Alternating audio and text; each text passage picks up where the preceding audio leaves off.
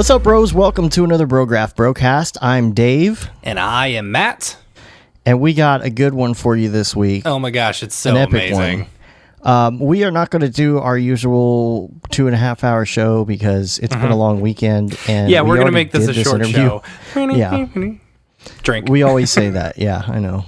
But we have just a couple things. We're going to forego the emails and the questions and all of that until next week. So please keep sending in your questions. If you're new, which I imagine if some of you are tuning in to see the Deadmau5 interview or hear the Deadmau5 interview, you are probably hearing this for the first time. So let us just introduce ourselves. This is a supplement to our site, Brograph.com. And on our show, we talk about motion graphics and we talk about Cinema 4D, After Effects, plugins, everything to do with motion graphics and doing business as a contractor, working for the man, taxes, all that kind of stuff. So if you're interested, check us out and maybe check out some of the other shows as well that are more of like the regular shows, because this is obviously going to be a little different this week. So what else was I going to say?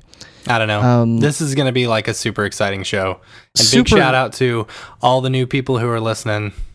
Yeah, we are basically just two dudes who do a show, and we're just two dudes doing a show on the internet, and somehow managed to work out this interview, which is pretty crazy. Yeah, I know, and it's crazy that it happens so quick. It's like one day we just mention him in a tweet, and the next thing we know, we're interviewing him for the podcast. Yeah. So here's the thing. You're also going to be able to see this in video form. There is a video version of this that's going to come out this week as well. And at the same time, right? Yeah, pretty much at the same time. Oh, yeah, because it's already uploaded. Yeah, it's ready to go. Release the link. It's already done.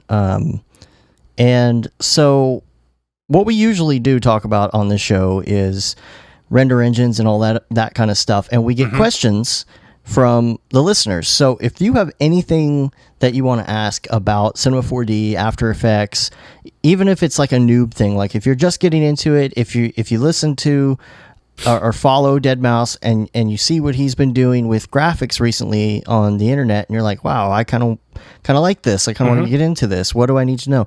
Like, it doesn't matter. You don't have to be like a super expert sending in super intricate questions. It's all good. 'Cause odds are we wouldn't be able to answer those. Yeah, I know. We're not any good at that stuff. So send them in. It's Brograph at Brograph.com. So that's going to be up. And also this week I released the the DFW C4D. Your presentation. My presentation. Yeah. Yeah. And are we releasing the rest of them next week? We're going to release one more. Okay.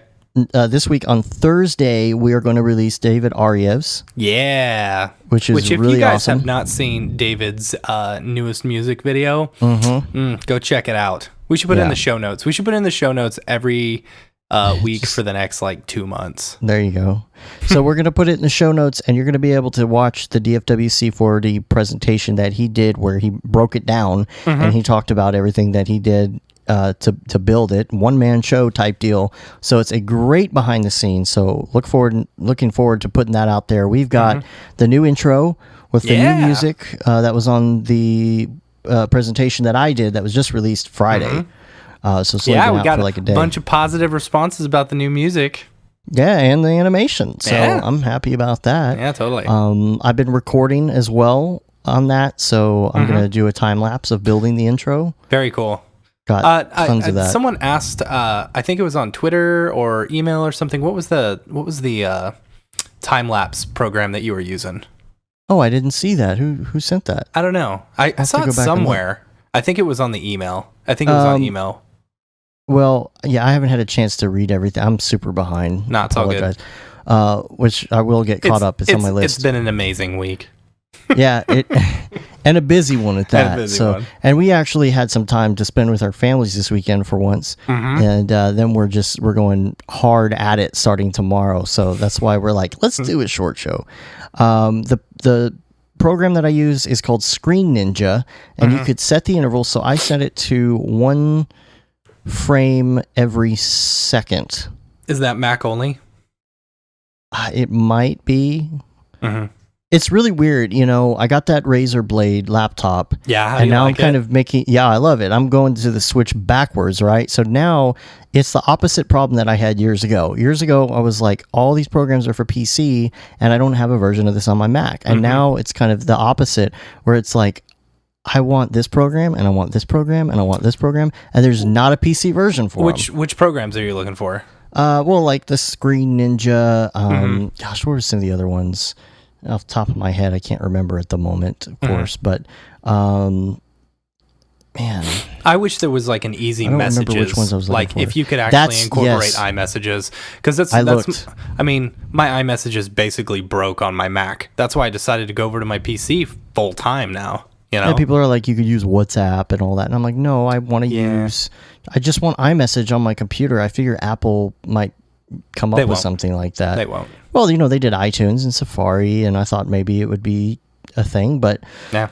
they don't have that, unfortunately. And the stupid articles that I read online that say that you can do this if with these simple steps, are like install some virtual machine thing or screen share to a Mac to do it. I'm like, I could use my phone if that were the case. Right. Exactly.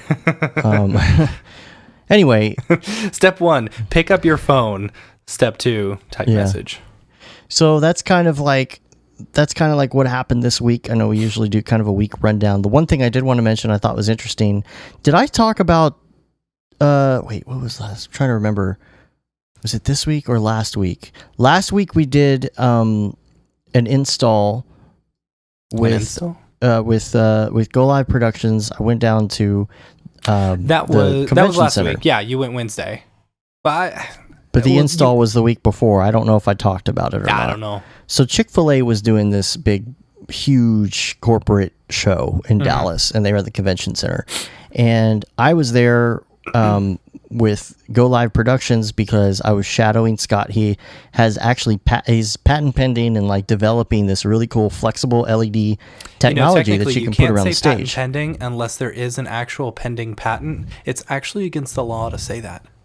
I just found that. TIL. Interesting. Well, it is pending. I'm just saying. So, so it's a great little LED accent that goes around the stage. So I took pictures of it, and we were there, and I was looking at the LED screens because they were really pretty and very, very high res and just gorgeous looking LED. And then they had these graphics going on them, and I'm like, man, those are really great graphics. They kind of look like Octane. I was looking at that. I was like, man, I wonder who did that. And I asked Scott, and he's like, yeah, I think so and so would know. And I was in a hurry. I didn't really have time to go talk to people and get all nerdy and stuff, and I got out of there. Well, then Barton Damer from Already Been Chewed posts on his Instagram these graphics that they just did for Chick-fil-A, and I'm like, oh dude, I was just there. So I sent him over some of the stills that I took, because I had some of his graphics and some of the pictures. Oh, that's cool. That's cool. And then, of course, I go to break down. The reason I was shadowing is because he couldn't be there. He couldn't be there to take it down. Yeah. So I'm there. I'm breaking down. I walk up. Of course, I hear my name called, and I'm like, "What?" I look around. I'm like, "Who's calling my name?" And it's my friend Mike Bird, who has a lot of rental gear for stuff like this in DFW. So small world, you know. Really small world, and it's amazing. Like those graphics were so great. Yeah, there's a lot of people out there spending a lot of money on corporate graphics and stuff like that. So that's a good industry to get into as well. Yeah. So not just PowerPoints and stuff. Yeah. So so there's that. Anyway, I think we should probably get to the interview here. Yeah. It was, man.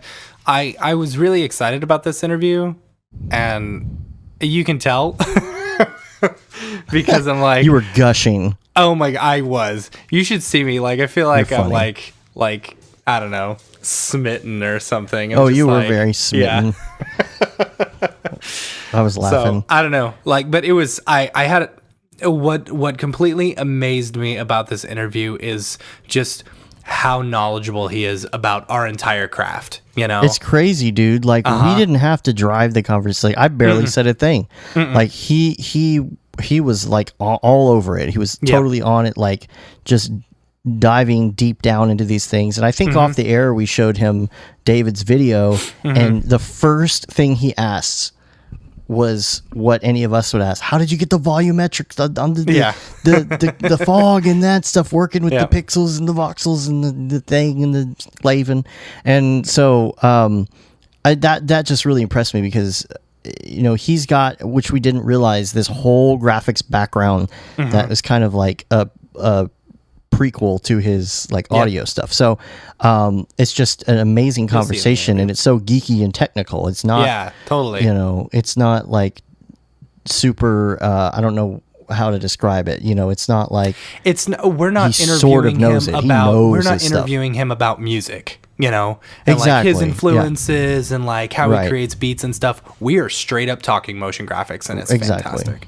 So, hey, before we get into this, I'm sorry to skip back a little bit, but a little bit of Cinema 4D news. So, with at least Ravcock, what's your flavor? Yeah, that's on the notes for. Oh, it's on the notes. interview. I'm sorry. You know me. I never look at the notes. Yeah, All right, they're let's right go in ahead and front get of into the interview. So, enjoy this interview that we had with Joel, our good friend Joel. Joel, as we call him now. Yeah. All right, here we go. Okay, so I'm super excited to. I mean, this is kind of like the ultimate get. We get some good people throughout who are big in motion graphics, and we've scored some really good interviews and stuff like that. But this is international. I told my family about this, and they knew who I was talking about, so that feels good. So I'm super excited that today we get to interview Deadmau5. So thank you for being here. Yeah, no problem, man. Thanks for having me, man. I'm just so glad this is a thing, and I want to tweet this out after, because I think more people need to be aware of kind of what's going on with our show content and stuff, and how it's developed, and how those and see that those communities exist, because a lot of people really take visuals and music or stage performance in my case, which is what I'm developing now, is kind of just for granted, whoa, yeah, well, you're gonna get it. Well, where do they come from? What kind of work goes into it? Who are these artists? Oh, I didn't even know this was a viable career, and it fucking is at some of the rates I've seen. Trust me, that was actually the second motivator for me to get into this was the money I save on paying a production company to do this shit. It was I bet. Wow, I'm in the wrong fucking business, man. I've been making music this whole time. I could have done motion graphics for a fucking musician who's willing to pay for it because he doesn't know how to do it himself and will never learn, I saw that you were on the front page of Reddit yesterday. No. Yeah. For what? The video of you finding the guy who for the belt. Yeah. Yeah. Oh yeah, that one's been making the rounds. It's weird. It just comes and goes, and it's 5 years. Yeah. And then the news picks it up hey, look what just happened last week. I'm right. Yeah. I was laying in bed with my wife the other night, and I was showing her that video, and she just got this big smile on her face with how excited you got over that. Yeah, well, cool. The reason I got excited really was because I don't know what it is, but you gotta sift through so much crap when you're dealing with electronic music. Yeah. I'm sure, yeah, because it's so accessible and everyone can do it. So everyone can do a demo and everyone can send you an idea, and that's cool. But yeah. I got this idea, check it out. And I'm automatic. Yeah. Well, how long have you been working in 3D? I was thinking, this is a new thing that he's getting into. He's gonna start creating his own concert visuals and stuff. And I was thinking to myself, holy crap, he's so much better than I've been doing this forever, and he's a million times better than me just in the little bit of time that he's been using this. And it's but no, how long have you been doing this? I mean, you're talking about Houdini and 3ds Max. You must have been doing this 3D stuff for a while. Well, I've always been kind of a over-the-shoulder looker guy when it comes to my everything, So except for my music, when I'm making music, that's just kind of a me thing, and that's all. That's the way it's always been. But then, of course, when things got upscaled in my career, and then we had to start obviously bringing other elements in, okay, well, you need a music video, right? So I'm the guy who's basically sitting in the production truck, looking at the guys doing the work and learning what they do, so that when I start to make suggestions, they're founded. and I don't sound like a fucking moron. And they know that I know what they're talking about, and we can get exactly what we want through that language. And the same kind of applied to the show content. And the way that happened is that so the way our shows over the last like 5 years have relatively worked is that we get together a lot of really cool motion graphic guys, and they bring their workstations to a warehouse. And then we set up the stage. Like we set it up like you would see it on a stage. We build every light, fixture, smoke, all the way down to the smoke machines, you know what I mean? And shit like that. So that the light guys can get a really good sense of, how it's all going to look. Because you have things like, light warm-up times that you just can't account for in CAD. Right. So you can't you can pre-program a bit, but it's always best to have everything on and running and while everyone's there. So we set up our rigs out in some warehouse or a rehearsal studio somewhere, it depends. And we get all the content developers together and the light techs and everybody and rehearse building the stage and taking it down because you got to do it quickly, it's right. So that's how that happens. And now when the content guys are chugging away, and this goes back, 10 years or so, I was always kind of over their shoulders in the back looking like, hey, not looks easy, but, something I could get into and something I might enjoy. So, as I'm watching them do that, I can offer advice and feedback and stuff like that. Not like tips, but, just right. Things that I could say, oh, can we just take this? And I know this plugin for this that you can use for that actually. And they're like, oh, cool. So it's kind of like a feedback thing as opposed to, the rock star who just shows up to the first show and he's like, right, expecting everything to work and look great and not have to worry about it. But there are some guys too that are just so fucking busy with everything else that they can't worry about that shit. So we need to outsource that work, Yeah. So I'll never learn enough to be able to 100%, do my whole show, like as in everything from light design to stuff, even though I have enough kind of tidbits and info to stuff like that. But that's not the point because it's a collaborative effort and you want these different styles and these different artists with different ideas to come together and do their thing. But it's just so much better to kind of learn their craft so you can talk their language for sure. Was the main idea. And then, as that went on, it was something that appealed to what I would do in my free time if I wasn't a musician, So the interest kind of, it's just fun to learn and do things. And then if you produce something, even if it's a 10-second fucking thing that was only used for 1 second in the show, you could, you get that. I made that.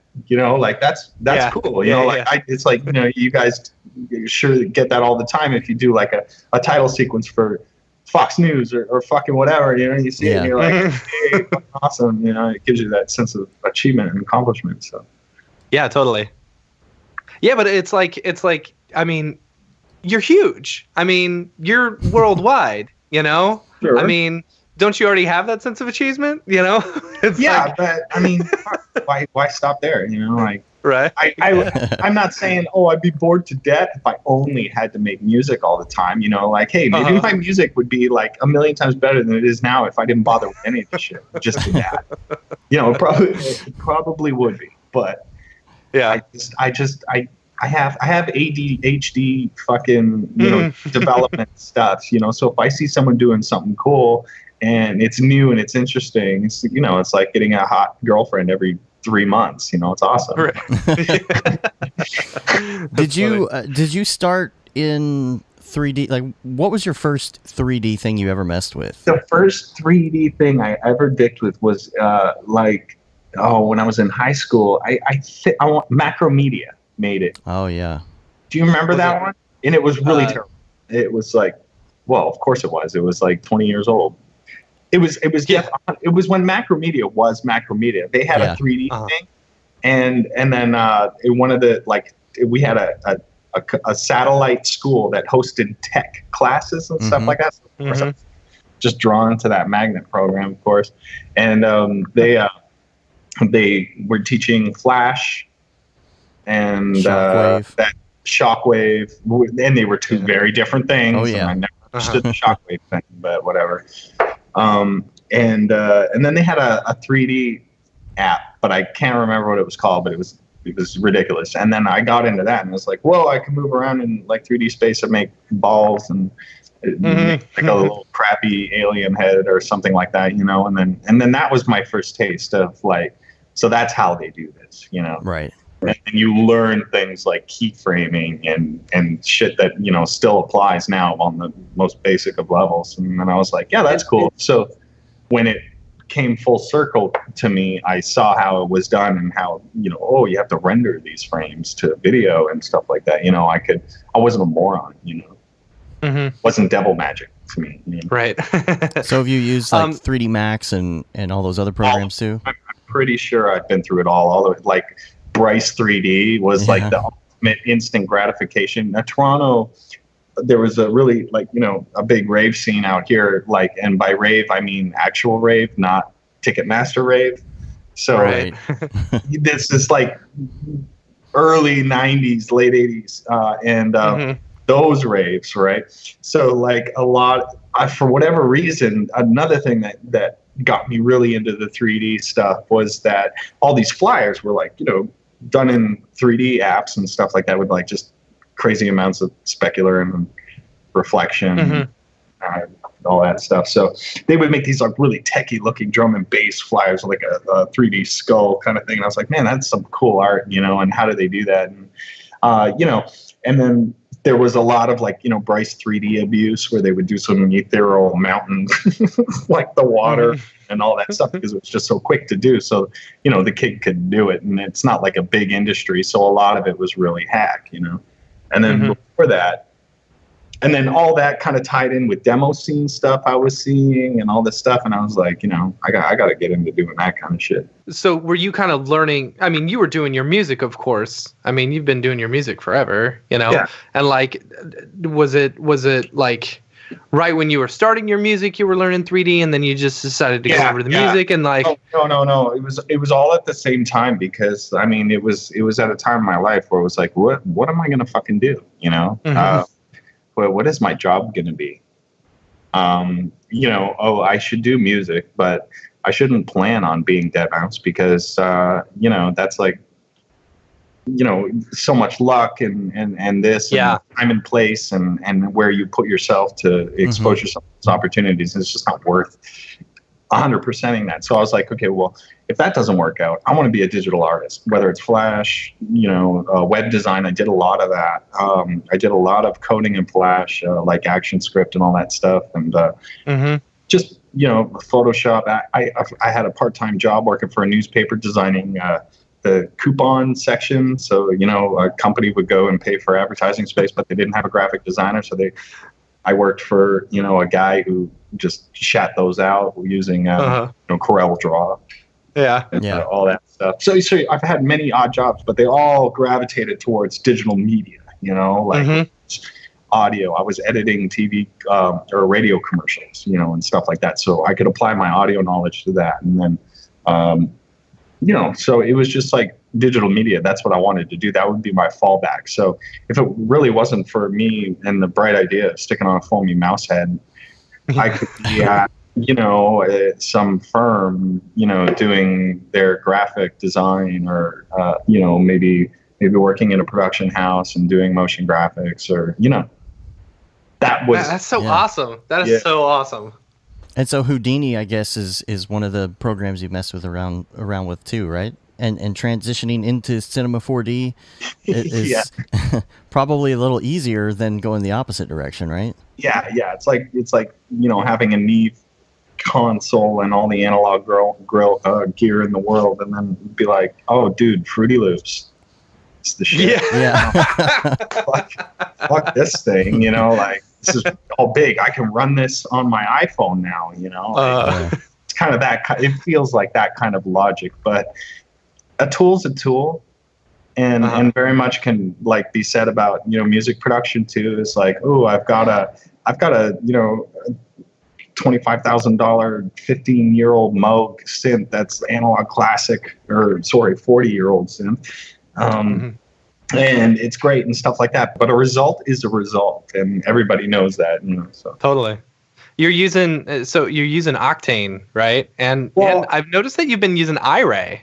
Well, that's the thing. iRay, I'm getting into a lot now because of, well, there's two sides to it. One is that, it's a good render. It is. If you let it, kind of fucking sit there and do its thing and all that stuff. And NVIDIA is a really cool company that, we've been in bed with on a lot of projects.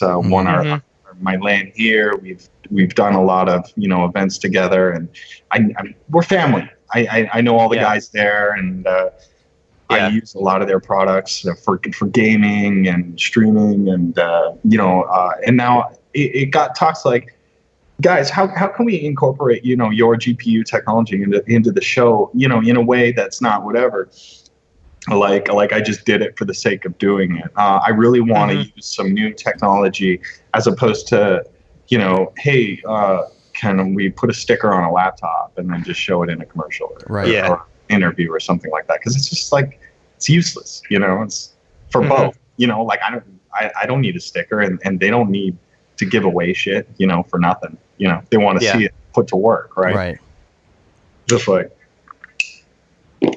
anyway. It's like, so you don't want to give Mario Andretti a car just so we can park it in his fucking garage and never drive. Yeah. Right. So we've been doing a lot of interesting things, and one of the kind of things that I am working on that I'm not going to talk about too much is that all this rasterized rendering stuff is good and great and all and stuff like that, but really there's no reason why that cube cannot run within a game engine. Yes. And do real time stuff. Well, there are a couple reasons why it doesn't, and one is because how do you make enough content to, whatever, when you can just shit out a render over like lots of time. But making a scene is a lot of programming and shading and all this stuff, and then how do you flip from one scene to another without reloading another file like instantly? So we're working on that out through like a game engine, through like Unreal. And of course, I approached NVIDIA and I said, well, we're going to be running this on Titans. Like one Titan will power the cube, no problem, And then they're like, yeah, okay, well, let's work on that. So we've been working on that in parallel. And then on top of that, they're like, well, what are you doing in the interim? And I'm like, well, I'm rendering out content, and of course using NVIDIA GPUs just like everyone else. So it's like, I'm just throwing CUDA cores at Octane and all that stuff, and then. And they're like, oh, okay, well, we could supply the cards for that and all that stuff. And I was like, oh, okay, cool. So, they give you a little rig. And I noticed you had like 9 cards or something. Yeah. Well, I think they're like analyzing 11. your cards when you post stuff. But I'll explain a few things. But the problem with that is you kind of throttled by your network. And you, like my render time is like 2 seconds a frame internally. But if you account in for bringing the PNG data back or the render data back over the network, it's actually longer than rendering locally off one machine because of your bandwidth through your network, right? It's because 4 meg a second or something like that if you're doing 1 frame a second. So there's no way your render is going to be real time. Now, interesting thing about iRay is if you're fortunate enough to log into their Santa Clara VCA, what it does, their VCA is just cranking away on your thing, and it's just a single point connection, but it's sending back a video, but you can't tell at the time. On the server end, it's rendering frames however you want, like if you want a PNG sequence or whatever, but for the IPR, it's sending back H.2.4, which you can get like 4K, and you don't really need that much bandwidth to do that. So you're sitting there, modeling away, and you're seeing like, 40,000 iteration renders in real time, moving around your screen. You're like, holy fuck, But yeah, that makes sense because I'm looking at a video file, right? But how would it be if on the other end it's printing out PNGs while I'm doing this? Well, it can, but then there comes your network problem again. You have to suck all that stuff back. So you have to do it after the fact. So I was like, fuck, guys, this render is fucking great in the sense that, I can work pretty much full quality in my IPR for what I'm doing, like with the amount of rays and stuff like that. It's not over the top volumetric fucking craziness with light and all this billions of ray bounces. But for what I'm doing, it's actually pretty good. And so now it's not here yet, but it should be here actually like tomorrow or whatever. I got one of those GP100, well, 8 of them, in one VCA core. Oh, nice. So I'm going to stick that in here, and then since it'll all be local, I'll be rendering as fast as I'm creating. Actually, I'll be slower creating than rendering. So that's a nice problem to have. Yeah. So that I can do my things, update my show content like pretty much instantly in the interim until our stuff comes out. So, and iRay is still really young, so it doesn't quite have a lot of, kind of under the hoodness that Octane has, with like when you're doing shading and stuff like that, and some basic things that you would expect out of a production render, because I think they started iRay internally as a thing to just do their own products with, because hey, fucking NVIDIA money, let's make a renderer, fuck it, and never sell it because who cares, right? They used it to model their things, and then they started going into the automotive industry. So you go to McLaren or you go to Ford or whatever, and you want to see your car paint and all that stuff. They're like, "Oh, we can do this real time." So it was really boutique renderer, and it was like they didn't account for how it would be used in a production renderer, because they're like, "Well, you're rendering out single beauty frames. You're not doing motion graphics with it and stuff like that." Now they're starting to see the potential it could have as its own standalone kind of renderer thing, and their thing is like, I think Octane is fast for a reason. That's how I feel about Octane. Octane's fucking great too. I've been switching it up between the two because there's just certain things Octane does that iRay doesn't. One being like, static noise samples every scatter, you know what I mean? Whereas Octane, dynamic noise, noise for the sample scatter on the start. But iRay doesn't do that. So if you stop all motion and then render out a whole bunch of frames, it doesn't give you that film grain look. It's just printing the exact same image every time, and you're like, eh. Right. So I'm on the horn with those guys, and I'm sure a lot of other guys are too, are like saying, hey, put this in, do this. Let's get under the hood with the, the shaders and stuff like that and add more. Yeah. It's a really big beast of a renderer now, but it just needs to be tweaked and tuned a bit. And then hopefully maybe one day they'll do a standalone for it so you can get in under the hood like Octane does, because right now it's just a really not crappy, but very minimal hack plug-in front end that's addressing the kernel, that doesn't exist. Yeah. I've used iRay. I've played around with it quite a bit, and I find it's super snappy. It's really quick. But my biggest problem I have with it is the MDL shaders. It's like I have no clue how to manipulate those very well. And you know what? It's a little kludgy, but I spend about 2-3 hours with it, just trying to do the things that I would do with other shader libraries and stuff like that. And it's, once you get into it, you'll figure out its workflow. It's just more them needing to update that workflow as opposed to forcing you to go so far under the hood to figure out, how do I just add a fucking emission to something? It takes a minute. Yeah. It's a lot different than you would do it in Octane, whereas I just drop a node and then I'm done. It's all there. It's just in a weird way, So that explains the iRay thing, and then plus, NVIDIA, of course, would love that a lot of my content be produced with iRay, so they go, iRay, right. as seen on deadmouse.com. How many of those giant heads do you have? And do you have a room specifically just to store them? Actually, I do. It's under, in the machine room in the basement. And I've got all these crates and goofy crap that are where mouse heads go to die. Because I always tend to just kind of cart one out until the wheels fall off, and then just do a new one. So there's all these broken ones, and it's where eras go to die. Okay, so let me ask you about the classes that you've been doing, because Dave actually signed up for that class before we even the master class. Which one was it? Oh, that the master class. Yeah. Oh yeah, it's just kind of my candid approach to making music.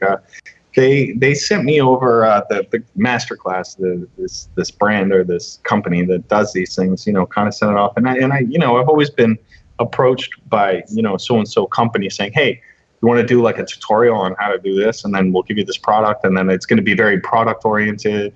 I won't mention any names due to non-disclosure agreements in place and such, but they would say, here's a product, and then now do a tutorial with us, and how you do something, but try and use our product. But if I don't really use it, that's kind of awkward, but exactly. Hey, gay for pay. so we do that. And this one kind of came across from Masterclass, and then I was like, well, what do they want to sell? And I was like, oh wait, nothing. It's just actually about doing a class. And they're like, yeah, no, people buy the class, so it's not an ad. It's not like something we just throw up on YouTube and then put your face on. It gets a lot of views, and then we collect ad revenue, and that's how we're able to pull it off.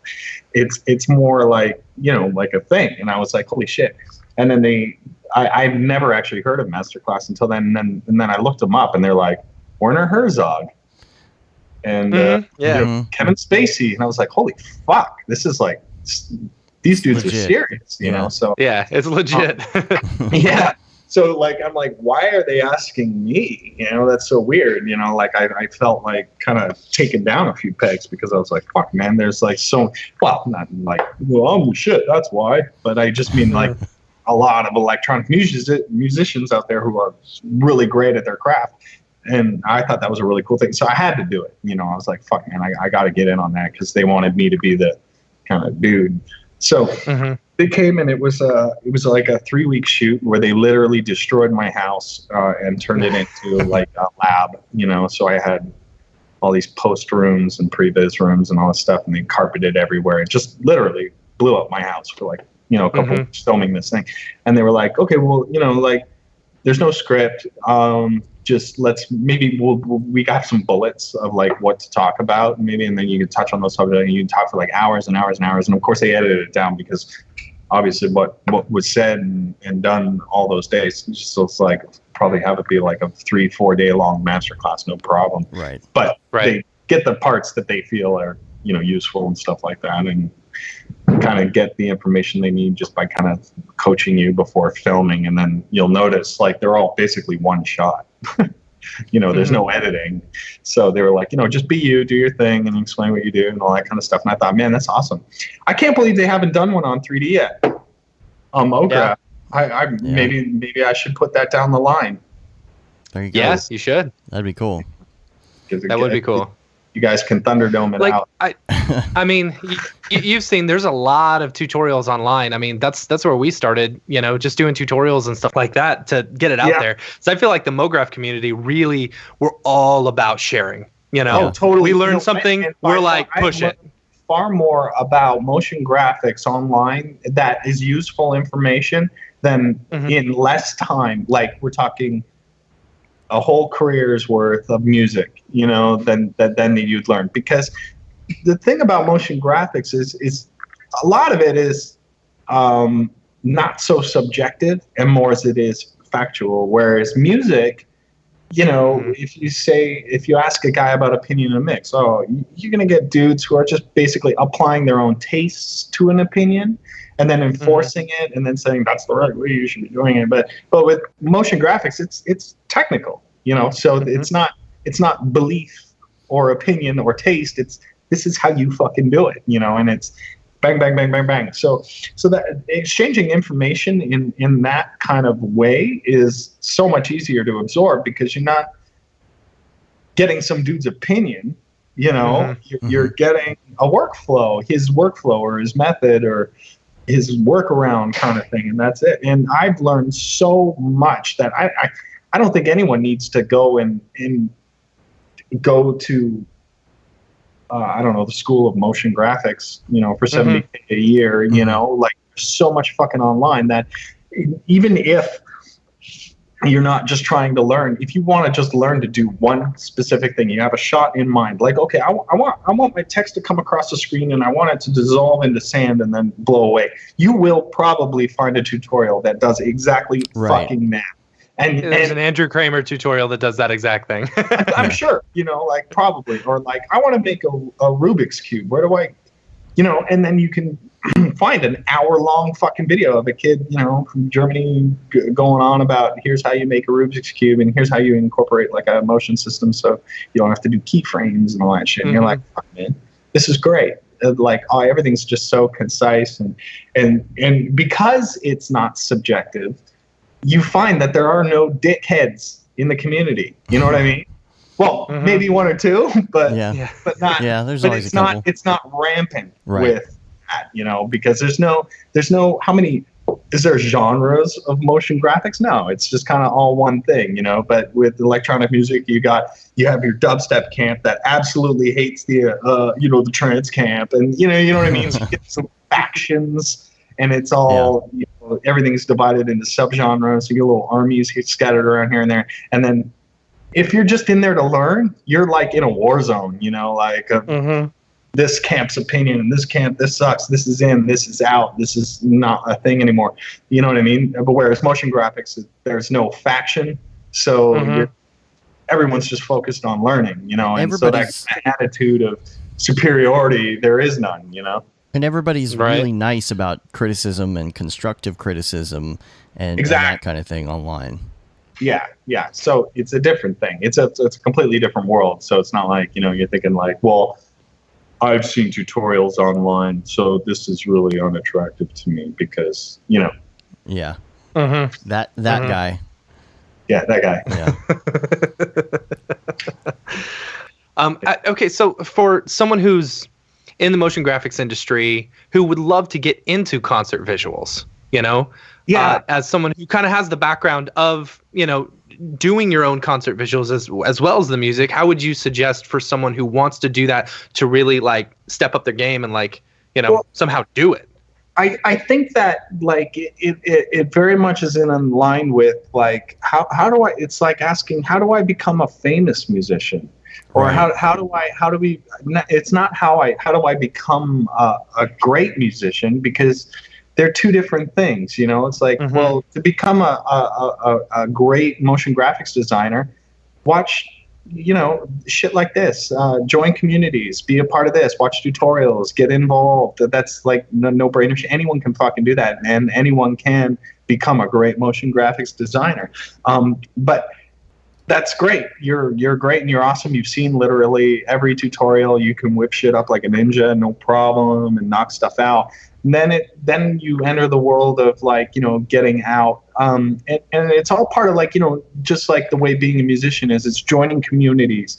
Like my first music community I joined was a little shit one in Chicago called Section Z at the time, which was like basically paramount to like a BBC board or BBS board, So had a couple hundred people on it, but one out of those 100 people like are going to go somewhere and then, refer to your work, just like Beeple, he's put in, a lot of time in community, online and offline, and peddled around and applied his craft in the real world as well. And, now he's just like a name, So guys like me, I don't know shit about motion graphics. I don't know fuck all about your communities and stuff like that. I come around, well, I didn't then, or, assuming I don't, and assume everyone else doesn't either,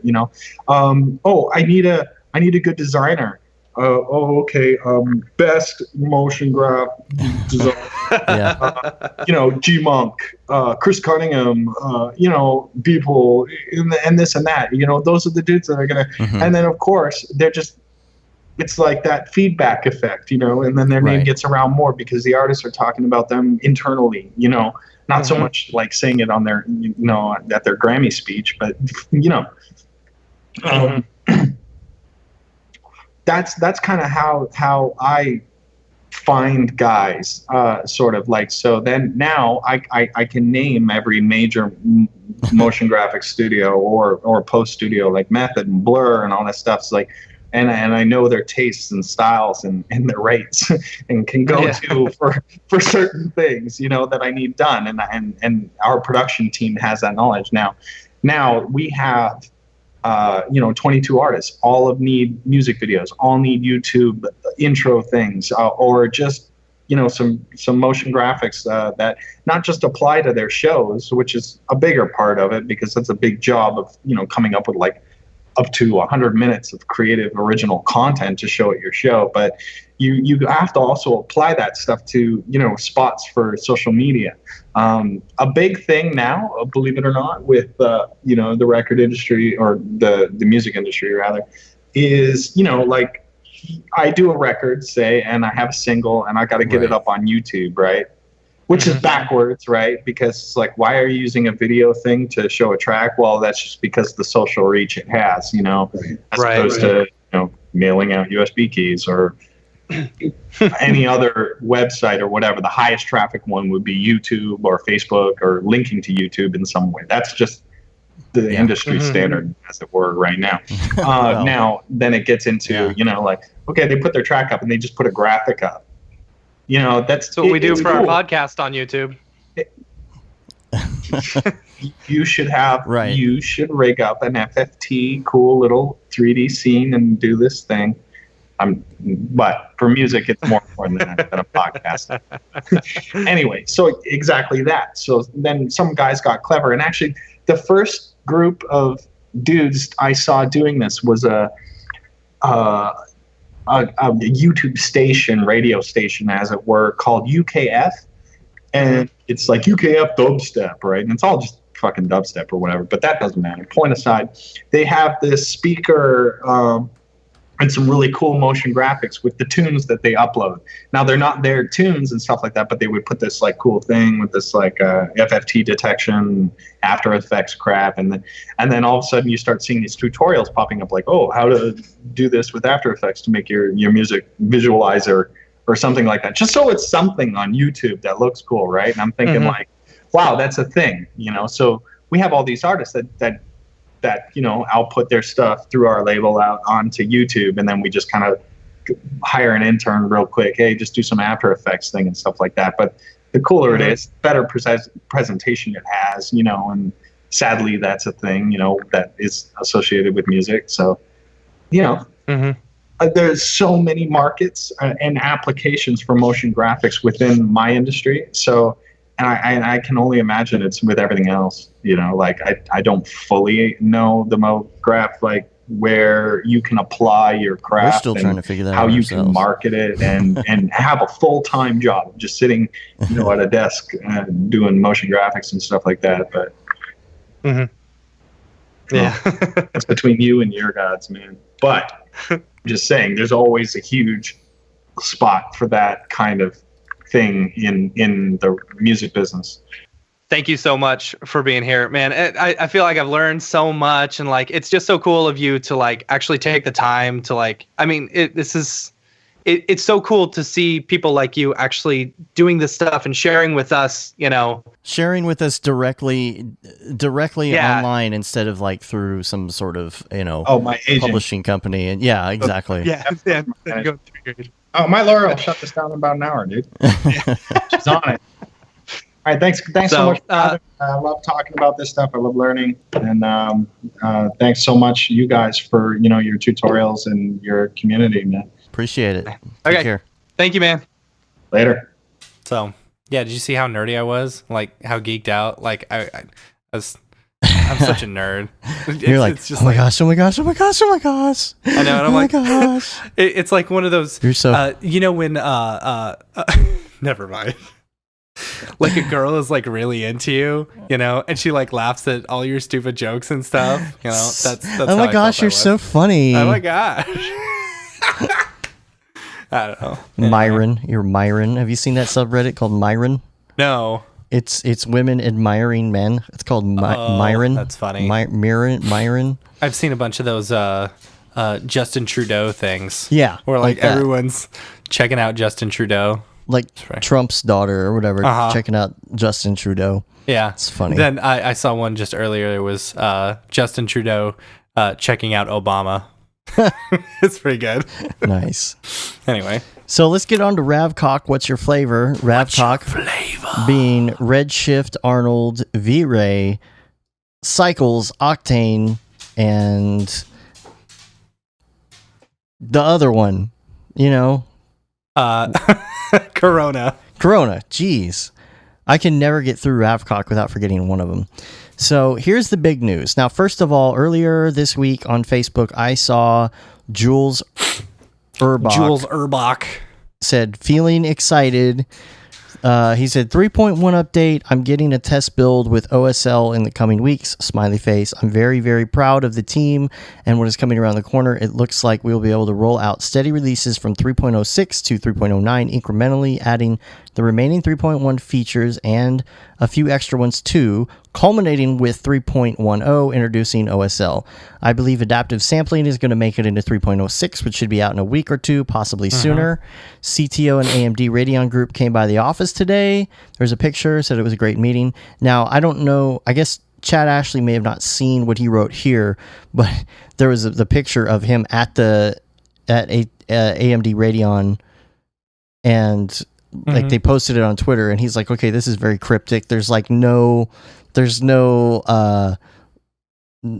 description of like why they're there, all that. He didn't see the Facebook post? I don't think he did, but the thing about that, to me, I saw that post, I thought the same exact thing, which is like, I wonder if they're working out their little kerfluffle thing they had where they couldn't justify doing an update every week in order to make their stuff work with AMD. Maybe they worked something out, you know. But I feel like ever since Sage went off kind of on a mini rant on Reddit, that they've been a little more transparent. But I don't know. Like I want to say, like, you know, it's really all of us have been talking about how non-transparent they've been, you know. But I mean, it's like, think about it. You kind of, you know, they really dropped the ball on this because it's like what we heard about version 3 and all the stuff that was going to be included in version 3, you know, all the stuff that's included in version 3.1, you know, and then right before they release it, they're like, oh no, none of this stuff is going to be there. It's going to be in 3.1. And we waited forever. You know, so it's like they kind of dropped the ball on it. So they're kind of like gauging everyone's, I don't know. This is me talking out my butt. I kind of wonder like what they are thinking. They need to be the modern company. They need to be responsive, transparent. They need to be a Maxon. They need to be in with their peoples, you know. They need to be a dead mouse, you know, like talking to people on the internet. Dude, like it needs to be now, you know. Prolific. On Twitter. Like it's crazy. Like be interactive. Yeah, totally. Like talk directly to people, be transparent, like get involved. Don't be like some mysterious company up in a tower, Otoy. Okay? Yeah. Like if you want to like keep up your momentum, that you only gained your momentum because you're a great render engine. And everybody's realizing that that's what makes a great render engine, like what you're doing and how fast you are, and everybody's going to catch up. So you're going to have something else to keep people. Don't be Apple. Don't be Apple. Exactly. Like Apple released the iPhone and they were amazing and they had like 100% market share or some ridiculously high number for your peeps. You know, for like years. And now, you know, they're totally losing market share right now because, you know, who cares? It's just a phone. Well, for them, they're not looking at the long term, the long tail. And we were just talking about this downstairs. My brother's here for Emily's birthday. He's downstairs playing Super Hot right now. And it was the same thing. They were like, oh my gosh, like, what does it take? What does it take for me to get into one of these? You know, what does it take for me? You know, how can I have nothing that will play VR. I've got no gear. I've got none of that. What's my lowest cost intro to get into this? And I'm like, you go to Best Buy, you get the gaming system that they sell. It's got a 1060 in it, and it's also a great gaming system. It comes with an Oculus Rift for $999. You can finance it, and you pay $250 for the hand controllers, and that's what sells it, right? So that's exactly the same thing that happened with Apple, right? You've got the people that are the early adopters. Then they start talking about it. Then it gets popular. Then they tell their friends, and their friends start using it. and so on and so forth, and it becomes big. And that's why when the iPhone was introduced, everybody was like, I'm getting that. And then it got bigger and it got bigger and it got bigger. Then Apple said, okay, I want to just concentrate on iPhones. I don't give a crap about computers or anybody else apparently anymore. And we're just going to concentrate on it because that's the moneymaker. What they don't understand is the long tail, because what's going to happen with Apple is that over time, sales are going to slump, and they're going to be, why is this Sales are happening? already I don't slumping. understand. Well, yeah, but they're going to be like, why? I don't understand. We keep putting phones out there. Well, you're forgetting what sells it. And the same thing with Otoy. I was a super early adopter. Yeah, you were. Initially called like the official Otoy Octane fanboy on the internet. Yeah, you were. And more, it's like now you go to the Cinema 4D subreddit and like every post is something about Octane or something someone rendered in Octane. Like you see less and less just standard render stuff. And it's gaining that momentum, except now people are starting to feel a little weird, a little disenfranchised, or the people who never adopted it are seeing other things come out. They're seeing Redshift come out. They're looking at cycles. They're hearing about the fact that Arnold is going over to GPU, and they're like maybe having second thought. Maybe I don't want to get into this right now, And we're still talking up Octane, and we still use Octane every day, and that's our render engine of choice. But like if somebody is like not ready to get into it and they ask us right now, we're like, well, look at your options, because if you're not, like if you don't know Octane at all right now, well, maybe this is a better option, or maybe you should wait, or and again, it's that word of mouth thing, just like Mac, just like Oculus Rift. The people that are the early adopters are the ones who are talking it up, and so they're also the people that are reading these posts. They're also the people that are talking to Jules on Facebook or reading his posts, at least stuff like that. They're the people that are just getting all the good early information and passing it along. And if we feel like we're disenfranchised by Otoy, which I hope we don't, because I think that they're awesome, then we're just going to kind of go with whatever is working for us. But look at us now. We're building PCs. We got PC laptops. I'm using less and less Mac every day. And I was the ultimate Mac fanboy. Yeah. I got that laptop. I posted so on funny. Facebook. I said hell froze over. It all started with my iMac that I bought was a piece of crap. Yeah. Bottom of the line iMac. It could not even run anything. It was so slow. Yeah. I switched over to Windows 10. Man, this thing's smoking fast.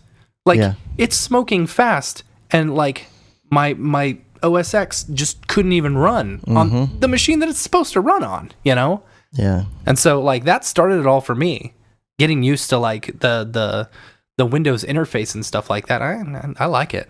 And there's still stupid stuff that Windows does, and I'm like, man, this is so dumb. Like I got I tried to switch Wi-Fi the other day and I got blue screen of death, and it's like, did you really? Yes. I'm like, really switching from one Wi-Fi to the other.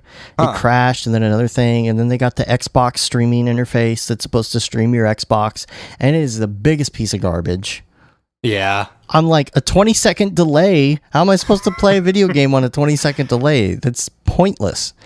That's and funny. I've got 150, or I've got 300 megabit internet, and I'm on 802.11n, and I'm right next to the router, and the Xbox cannot stream 802.11n through the freaking router to it without. And I'm looking at the readout; it says it's getting 2 megabit a second. I'm like, I'm like, how? And the thing's glitching, and the audio sounds like garbage, and I'm like, it's completely pointless. That's a shame. Like this streaming thing does not work at all. I don't know if you've messed with it at all. I haven't tried. Like the only type of like gaming from using my computer and stuff, I've just done Steam. I've got a little Steam link, and I've played. Man, it worked great for me. Yeah, it's the same basic concept, except Microsoft just isn't doing it right. And so there's still stuff like that with Windows, and I'm like, are you really driving me, Apple, you're really driving me back to this crap where I just get blue screens all the time, and I have driver problems, and this thing doesn't work because I installed this thing, and it's ridiculous. We went off on a tangent. Anyway, it comes back to that whole like being transparent with people, talking to your people, tell them what's going on.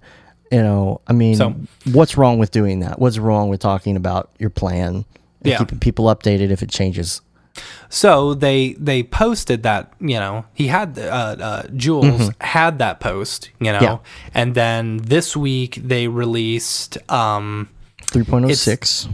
Is it actual like full 3.06? It is full 3.06. It's standalone 3.06. Oh no, wait, I'm sorry, but it's not full 3.06 either. It's like a working version of 3.06, I believe. Yeah. I don't think it's a full version yet. It's like a beta of it or something. Yeah, beta or alpha. So, they release all of that stuff. It's just not like if you were to install new, you probably wouldn't want to do that right off the bat. You know, if you want to mess around with it. On the Octane for Cinema 4D, no, it was either that one or just the Octane Facebook group. Someone asked when we're going to be getting the like the plug-in versions of it and stuff, and which is totally Ahmet, dependent on the people who do the plugins, because they've got their own guys coding individual plugins for that specific software.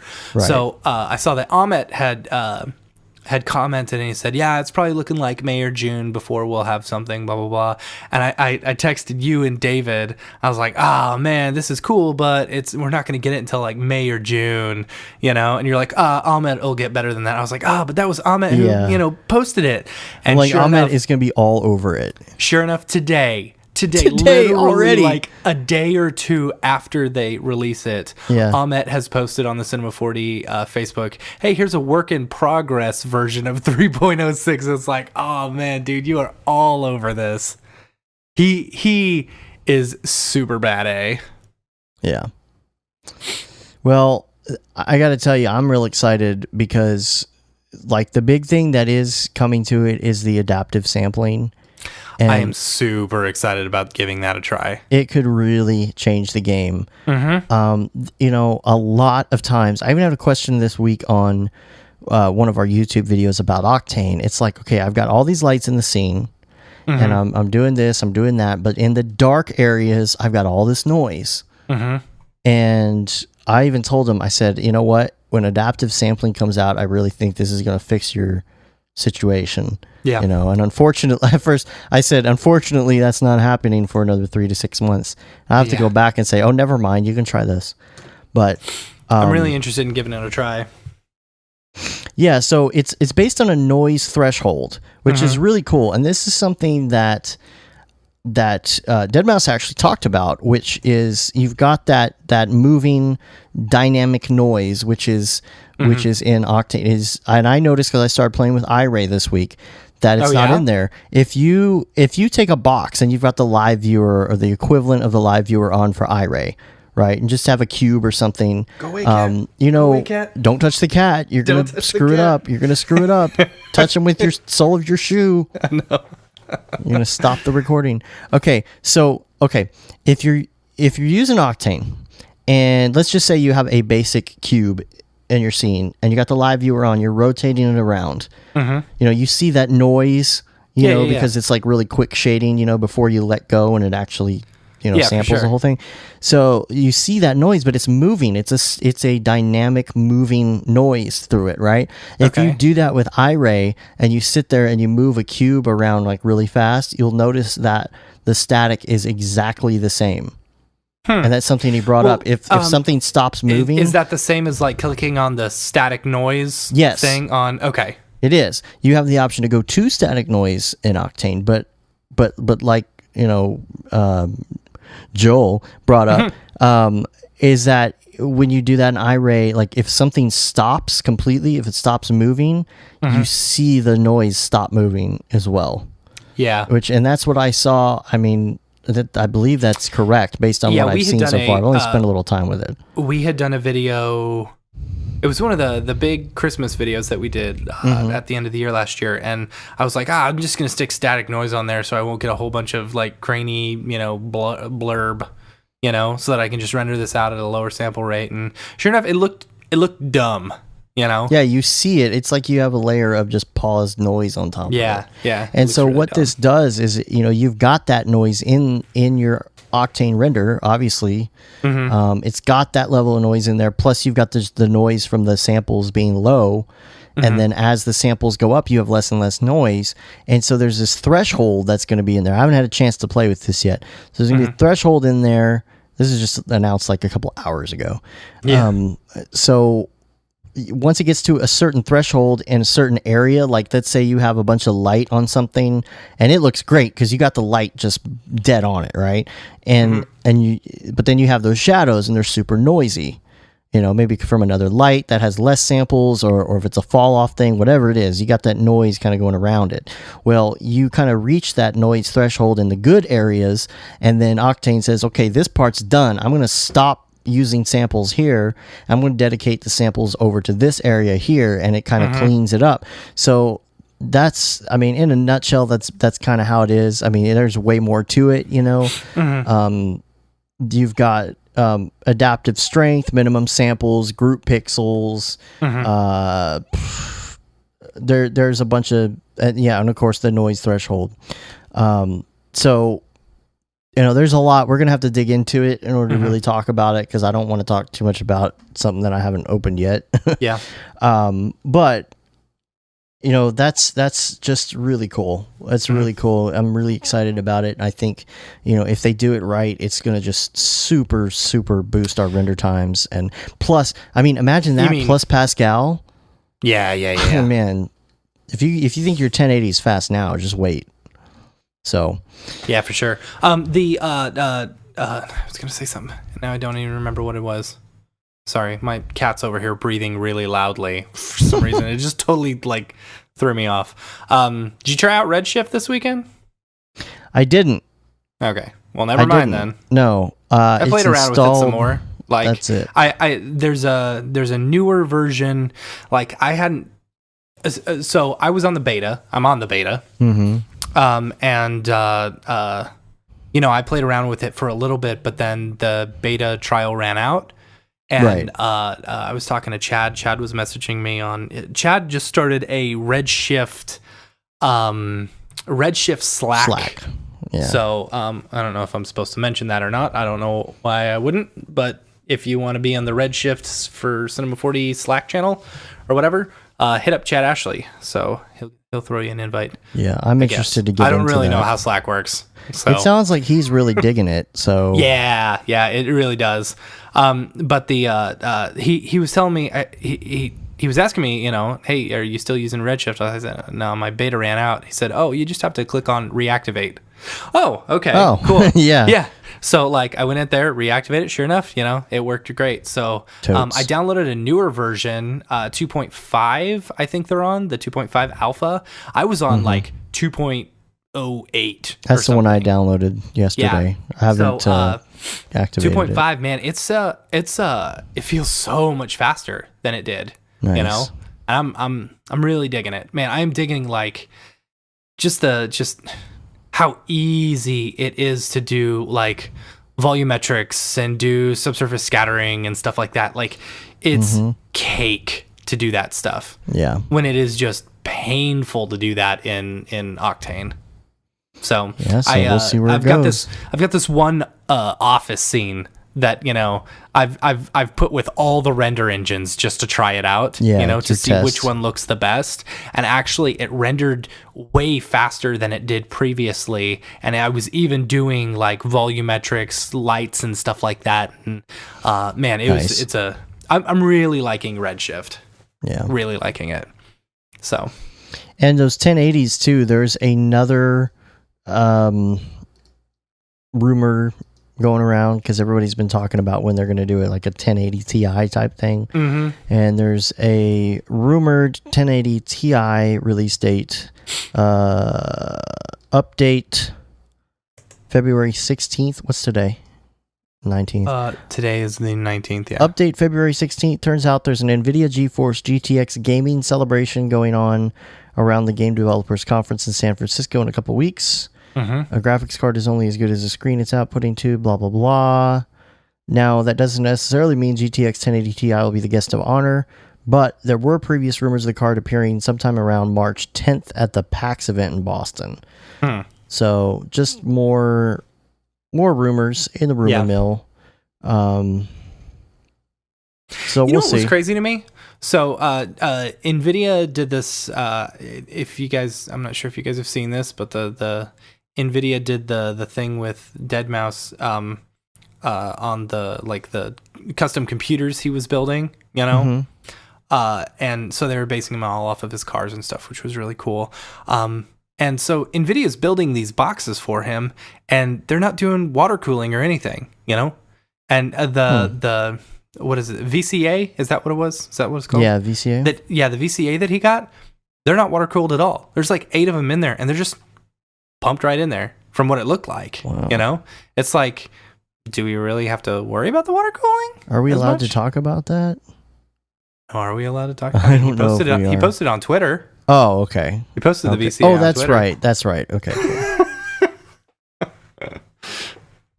Well, now you got me all nervous. No, because you're right. You're right. He posted it, and people were talking about it. So Yeah, that's cool. I even asked him what the render times were and stuff like that. So Cool. But yeah, like, I mean, that's on the so I don't know. I think it's interesting that they're not doing, like, NVIDIA's the ones building these machines, and they're not using water cooling, you know? They're just sticking the cards in there. So the 4 cards that we have in our machine, I guess we don't have to worry about it too much. Well, you just watch the temperatures. It's really, the water cooling allows you to overclock. Yes, That's the thing. It's not like they don't work without, it's not like they're going to overheat. You've got safeguards in place. It's just that if you have water cooling, you can push them. That's really all it is. I just wasn't sure, because we actually ended up talking after the interview for quite a while. Yeah. And so I'm like, now in my head, He's I'm such thinking, a cool guy.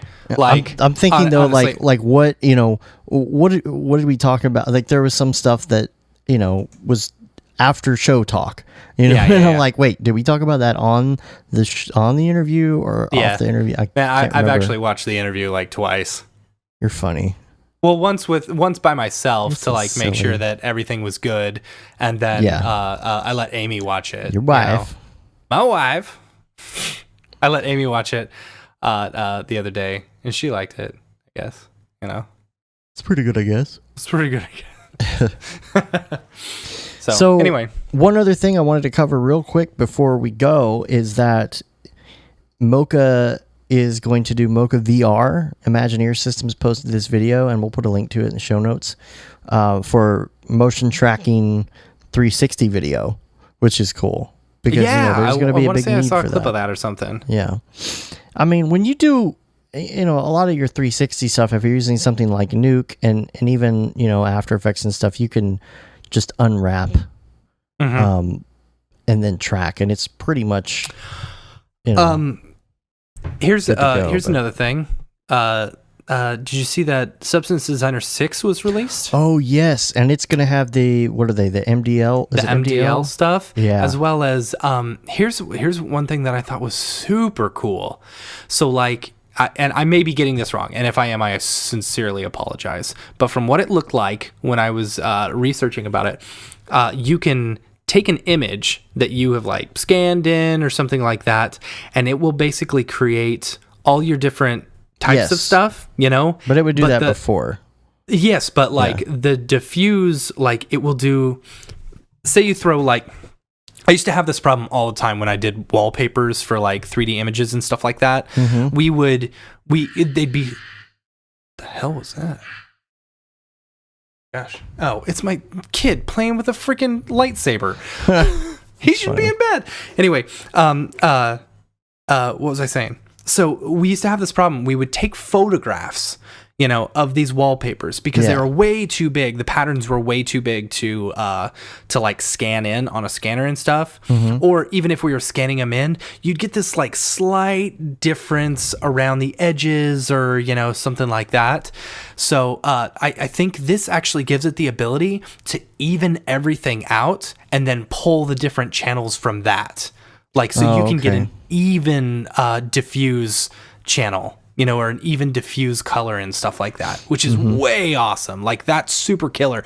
If that was around back in the day, that could have saved me hours and hours of time. Well, and if we, get into more of the iRay stuff too, that's going to be super useful, because I'm already digging the idea of like designing a lot of textures in Substance Designer and then just bringing them in. Yeah, for totally. Octane or anything else. Totally. And so like this would just be like Substance Designer is such an awesome program, you know? Yeah. And it's like, yeah, it's cool building your own like textures and stuff like that within Cinema 4D, you know, or something. But actually like having a dedicated material, you know, program, especially one that's all like node based and stuff like that, and the amount of like noise and like textures and grunge textures and stuff that they've got in Substance Designer is ridiculous. Yeah. Like that to me sells it. And I don't know. It just, and it's so cheap. It's so cheap. Like it's like what, $200 or $150 or something like that. 300, I think. Is it? But Yeah, it's $300. but then you can also like rent it for $20 a month, and Yeah. that each time that $20 goes toward you Or actually buying it. purchasing it. You know, which is that's awesome. something I wish Otoy would do with their rental stuff. Yeah, totally. What bugs me is that you can only do the two card limit or something like that on the Octane VR. But VR. you know, there is like a 20 card limit on the regular version. Oh, there you know is? that? I didn't Yeah. even know that. That's funny. Yeah. I think that might be a software limitation though, you know, or Yeah. something. Hmm. But Anyway, yeah, that's all we're doing today. we did get a new review. Oh, Yeah, I was looking it up today. Hold better on, be I'll, 5-star. I have a feeling it probably is. We are. Oh yeah, we've got 10 more days left in our contest. 10 more days in our contest. We're giving away a free T-shirt. So get your iTunes review in. We'll randomly draw. Yeah, we will randomly draw right now. Let's see. We've got. Where are we? Wait, I'm confused. June. Oh boy, it's not putting them in order anymore. Oh boy, really? Boy, here I go killing again. Here I go killing again. No, then I've only got like, oh boy, that's confusing. I'm going to have to look at that. I think we got a new one.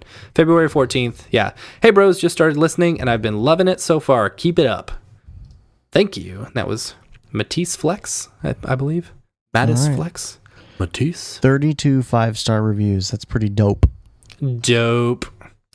It's all right. We'll have a whole bunch of people who are listening to it this time. They'll be like, because they want to hear Dead Mouse. They're like, who are these jerkwads? 1 star. Go give him a one star review. Get him down That's like the voice. 500 on iTunes. That's what they all sound like. like the guy from the Californians. The Californians. Let's go surf a little bit and get a little bit pitted. What are you doing here? What are you doing, Stuart? Take the Stuart? 101 to the 405, then over to Mulholland Drive, you know. Go check out the La Brea Tar Pits, and then maybe just grab a shark and a barracuda. Oh, man. We're delirious after 30 minutes of podcasting, so. Yeah, I know, right? Oh, man, it's ridiculous how much podcasting we've done. Yeah. Did you see my tweet to Beeple? I did not. Oh, when, you're next? Yeah, you're Yeah. next. And he said, Dude, he's "Bring it." down. He's going to be on the He's show. down. We got to Yeah. just figure this out. We got to get through You and I Crazy just Town need to 3 sit weeks down, here and figure then- out what weeks are good, and then I'll send him a message. I'll be Gosh. like, Beeple. Is he coming You to and me. NAB? You didn't come to NAB last year. I don't know. Beeple, are you coming to NAB? People hit us up. Come to NAB. Come hang out. Yeah. Buy you a shot. Yeah. Or We'll 5. be there. David's going to be there. AJ's going to be there. Mm-hmm. Everyone's going to be there. Everybody's We're all going to be there. partying, having Everybody's a good time. doing it. Everyone's doing it. Everybody's doing it. Come on. Yep. You know you want to go. If you're Yep. going to go to NAB, please hit us up and let us know because we'd love to meet everybody. Yes. Every single person ever. Yep. And don't forget, if you come to NAB, you got to hang out to get your invitation to the pinball party. Yeah, Because the pinball party is amazing. Pinball party is so awesome. Okay. So in the podcast, and this was one thing that I was really excited about that Deadmau5 touched on is that the community, like going through and networking and stuff like that. You know, when I was asking him how he could recommend someone kind of making it within motion graphics for visuals and stuff like that. Well, he talked about when he was starting out, he just joined this the little group or whatever. You guys all know, you just listen to it, Right. But and that's one thing that he talked about that was so important was, networking and stuff like that. And that to me, I believe, is the number one thing that you can do in order to like, get your name out there and get people to know who you are, is just networking. And so this is a great opportunity. Come by the Maxon booth, I believe, ask about the pinball party and stuff like that. It is so much fun. Last year when we went, I met so many of the big names within this industry. I think I met all my heroes at that party. Yeah, last year. totally. That was when that was the first time we met Andrew Kramer. And I think we met Nick at that one as well, and we met Chad, and we met EJ, and we met everyone. Yeah. It was such a good meetup. And we totally cruised up in like our bright yellow convertible Camaro. Took the 405 We took Flamingo Drive over to through the desert from LA. So, what's that game we played? That crazy old game there with the horrible bat thing. Robo Baby Baseball or something like that. Robot Baby Baseball. Baby Baseball. It's so much fun, but it's this like antique. Creepy Baby Baseball. Creepy Baby Baseball. That's what they call it. So it's just an antique baby thing playing baseball, and it's just got like a blower on it, and it pops this ball up into the air with air, and you've got to hit it. And the thing is, gosh, like 50 years old at least or something. Oh man, it's got to be more than that. Yeah. Yeah. But everybody's got to come in and like take a shot at it and see who gets the most. I'm proud to say that I was probably the winner last year. Yeah. I had like 5 out of 9. I had one good run. I got like 4, but that was about it. That was the best I could do. Yeah. And there's, cheap drinks and free food. Wasn't there free food? I believe at least cheap. Yeah, cheap. Yeah. Anyway, if you guys aren't coming to NAB, if you're missing out. If you're thinking about it, if you're like on the fence, come to NAB. Come hang out. It's going to be so much fun. And I hear a lot of people say, "Oh, well, I'd rather go to Seagraph." And I think it might have been EJ or somebody that said he actually likes NAB more. Well, here's the thing. It's a little different crowd. I think NAB is more for the video motion graphics people. Yeah. And SIGGRAPH is much more for the video game, like special effects, 3D stuff like that. It's a little different. Yeah. Yeah. It's quite a different crowd. Yeah. So. All right, well, we're going to get out of here. Don't forget, if you have questions, if you go listen to, especially I think last week's episode, we or in the week before, we answered a ton of questions. So if you have those, please send those to brograph@brograph.com. You can rate us on iTunes, leave a review, subscribe to us on YouTube, on iTunes, the audio. You can subscribe to our newsletter through the site as well. You can say you've been there, done that, got the t-shirt with the No Brograph, No Mograph tee. You can also get the Feel the Bad t-shirt 2020, which all profits go to Doctors Without Borders. And we're on Facebook, Twitter, Instagram, YouTube, brograph.com, and soon to be Twitch. We've got we're getting a little closer to that every day, so so check that out, and don't forget to check out our show notes, because we got some great links in there every week. And we've got our YouTube channel coming up. Man, we got a lot of content we're starting to slowly roll out here. We're going to be pushing a lot of content in the next few weeks. Editing like a mofo. I know. It's crazy. Like, you're handling all this editing, and I'm just like, hey, man, can I do anything? You're like, yeah, categorize our taxes. This is the most boring thing ever. Yeah. No, I already have all these they're kind of on the timeline and ready to go and kind of chopped. I just have to just like sit through it and just watch it and make sure that we're good. And, we've got tutorials and stuff planned as well. I recorded the intros for all the tutorials that I've got in the pipeline already. And now I just got to sit down and do them. Which, man, we, like we've been saying, there's a lot of stuff we got coming up, but we can't tell you. Yeah. There's a lot going on. And so I think, we got a lot of stuff in the works, and hopefully within the next few you're going to see months, the next you're going to see like just this barrage of stuff coming from us. So it's like this build up, and there's just every day is ridiculous. So just hang in tight there, and we'll have some stuff. We're finally releasing content for the site. So Anyway, look for all that, and we're going to get out of here because we're tired. Until next week, I'm Dave. And I'm Matt. Have a good one. Later, bros.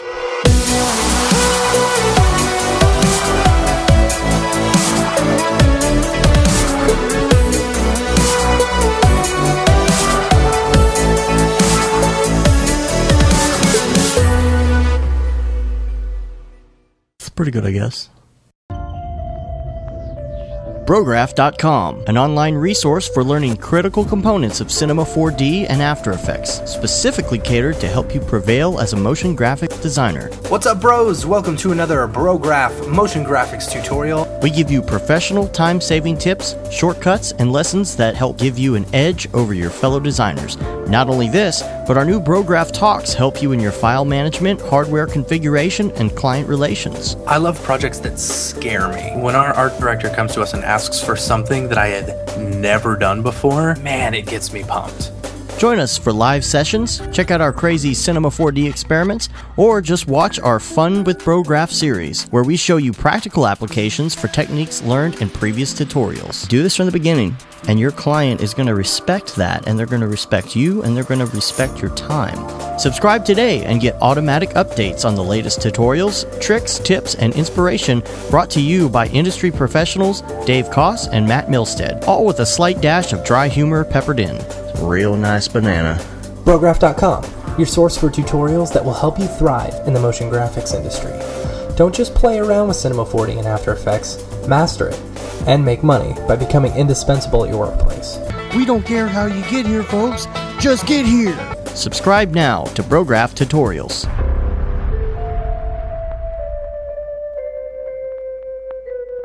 It's pretty good, I guess.